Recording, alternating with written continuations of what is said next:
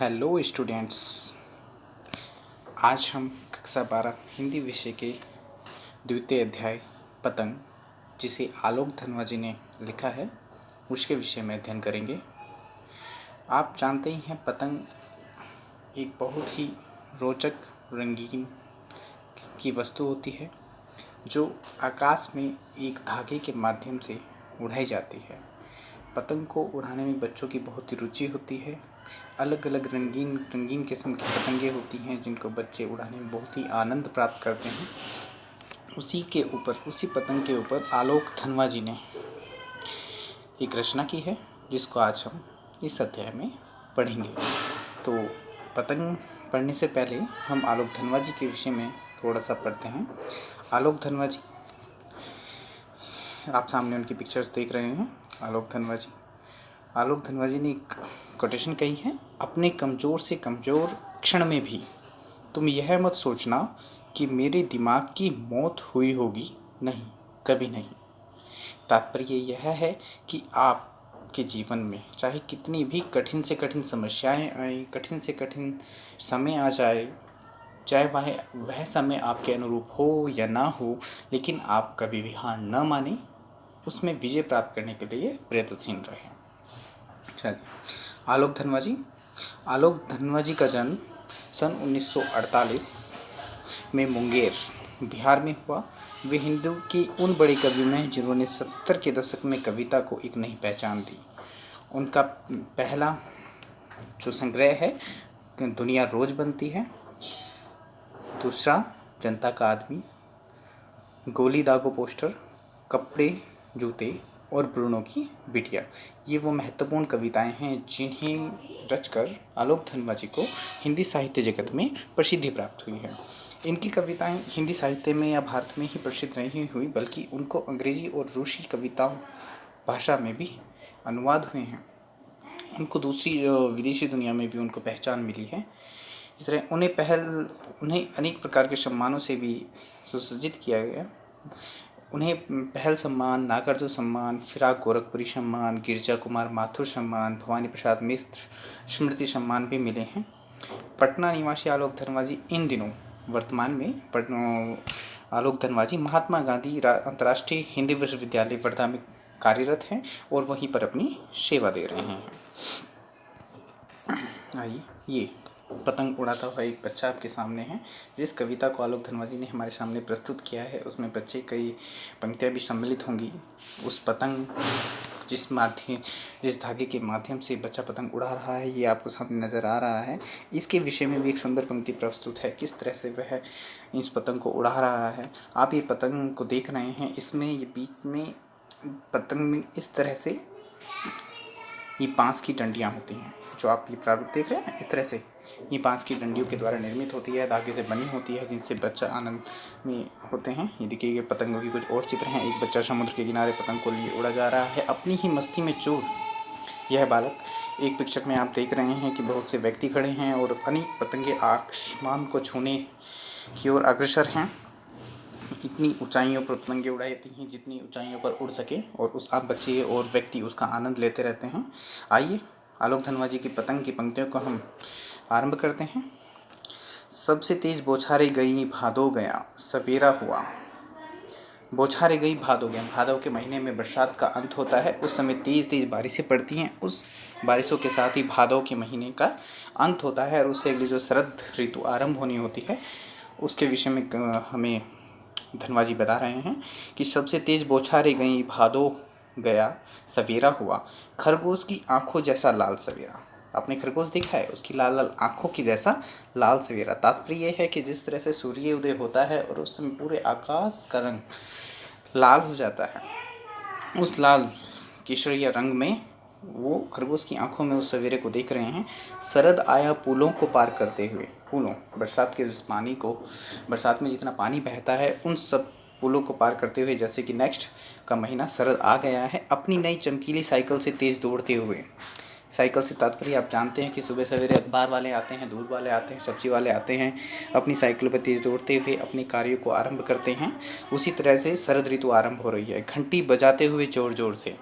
सुबह सुबह देखा है आपने, दूध वाला आता है घर के सामने आके घंटी बजाता है, उससे हमें इंडिकेशन मिलता है कि हमें जाके दूध लेना है। तो शरद ऋतु के आने से हमें ऐसा मालूम पड़ता है कि पतंग उड़ाने का वो सुनहरा वो ऋतु आ गई है, जिसमें हम आनंद के साथ ऊपर बरसात के बाद आकाश में अपनी पतंगों को उड़ा सकते हैं। चमकीले इशारों से बुलाता हुआ, पतंग उड़ाने वाले बच्चों के झुंड को चमकीलों इशारों से बुलाते हुए और आकाश को इतना मुलायम बनाते हुए बच्चों को बुला रहा है। वह ऋतु, वह मौसम, शरद की ऋतु बच्चों को अपनी ओर आकर्षित करती है, बुलाते कि आओ, यही मौसम है जिसमें आपको आकाश में ऊंचाई तक अपनी पतंगों को उड़ाना है कि पतंगे ऊपर उठ सके। जितनी ऊंची आप पतंगे उठा सके उठाएं। दुनिया की सबसे हल्की और रंगीन चीज़, उसका है कि इससे उस कागज़ से हल्की कोई चीज़ नहीं है जिसे आपको आकाश में उड़ाना है। दुनिया का सबसे पतला कागज़ उड़ सके, बांस की सबसे पतली कमानी उड़ सके। पतंग जो निर्मित होती है वह 2 बांस की पतली पतली कमानियों से निर्मित होती है। पतंग का आकार आपने देखा है कि अधिकांश पतंग जो होती है चकोर होती है, तो उसमें इस तरह से एक बांस की 2 कमानियाँ होती हैं जिसके माध्यम से वो पूरा कागज़ रुका हुआ होता है, वो उस पर चिपकी होती हैं और फिर एक धागे के माध्यम से उस पतंग को उड़ाया जाता है। बांस की सबसे पतली कमानी उड़ सके कि शुरू हो सके सीटियों, किलकारियों और तितलियों की इतनी नाजुक दुनिया। मतलब जब वो पतंगे आसमान में उड़ती हैं, जितनी ऊंचाइयों तक जाती हैं, बच्चे एक दूसरे की पतंगियों को पेंच करते हैं, काटते हैं और आनंद लुफ्त उठाते हैं। जब पतंगे कटती हैं तो बच्चे एक दूसरे की पतंगों के कटने के पश्चात सीटियों से, किलकारियों से स्वागत करते हैं। तितलियों की इतनी नाजुक दुनिया, जब ये पतंगे आसमान में रंग बिरंगी उड़ती हैं तो ऐसा लगता है कि मानो किसी बागान में, किसी उद्यान में तितलियाँ उड़ रही हों।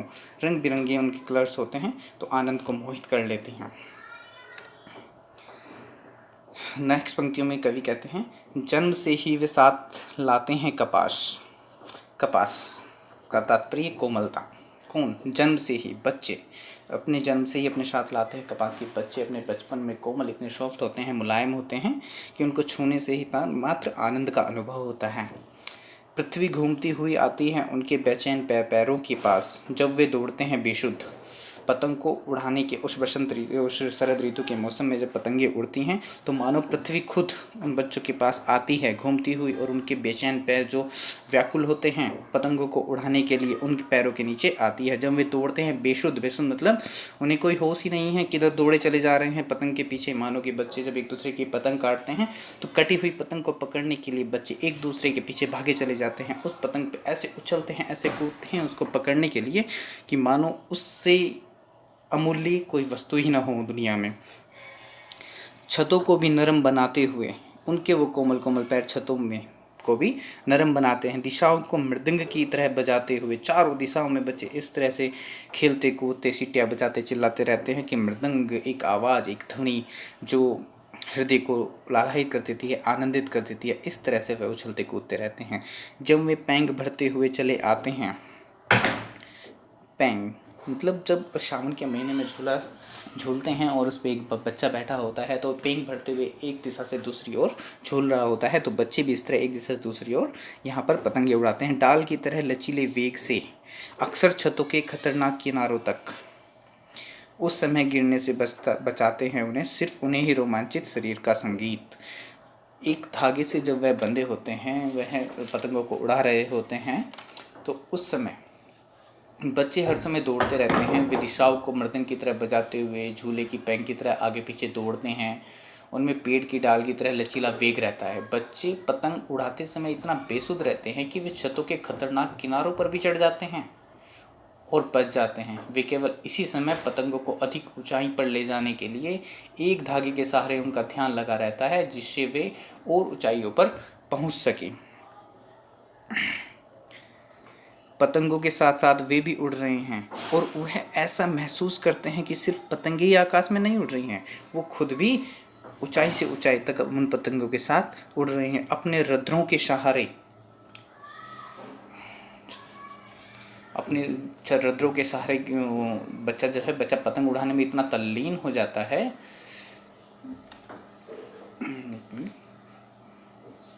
इतना तल्लीन हो जाता है कि वह नहीं देखता। वे कभी गिरते हैं छतों के किनारों से और बच जाते हैं, तब तो और भी निडर होकर सुनहले सूरज के सामने आते हैं। कभी कभी ऐसा होता है कि वह छतों से गिर जाते हैं।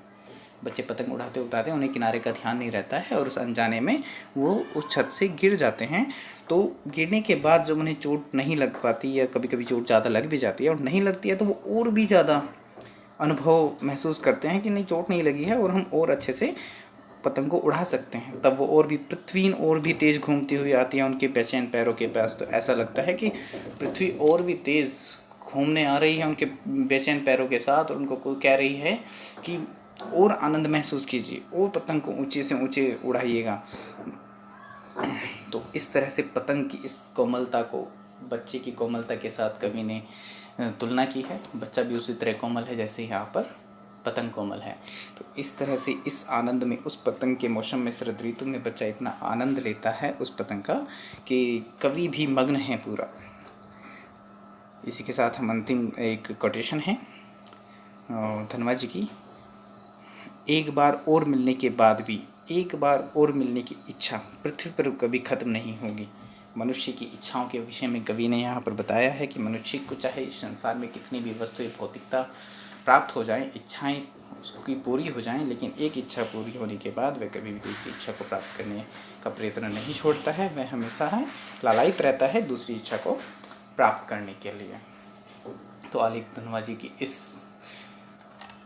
उद्देश्य आनंदमयी कविता के साथ यहीं पर हम समाप्त करते हैं। धन्यवाद। आपका दिन, आपका समय मंगलमय हो, आनंदमय हो, खुश रहो, हमेशा आशान्वित रहो, पॉजिटिव सोचो, पॉजिटिव करो, थिंक पॉजिटिव। ओके, धन्यवाद। Best of luck.